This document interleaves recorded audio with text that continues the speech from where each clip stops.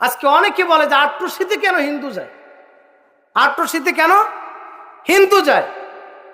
আট্রসিতে হিন্দু যায় তারা তাদের আত্মশুদ্ধি অর্জন করার জন্য, বোঝার জন্য, জানার জন্য, দেখতে দেখতে জানতে জানতে এমন একটা সময় তাদের ভিতরে বুঝ পয়দা হয়ে যায়, তারা আল্লাহ তাআলার এই সঠিক দিন ইসলাম ধর্মকে তারা কবুল করে নেয়। আল্লাহু আকবার। এরকম অনেক মুসলমান হয়েছে, এভেলেবেল, অভাব নাই। কিন্তু আমরা এরকম নাম কামাইতে চাই না যে মাহফিলের ময়দানে একটা রায় না, এই মুসলমান বানায় আমার ওয়েটটা আমি বাড়াবো, এটা আমাদের দরবারে না। কত শত শত হাজার হাজার মুসলমান হয়ে গেছে হিন্দু থেকে, তারা এই দরবারে যে আমার পীর কেবলা জান হুজুরের এই সমস্ত কার্যক্রম দেখে সুবহানাল্লাহ।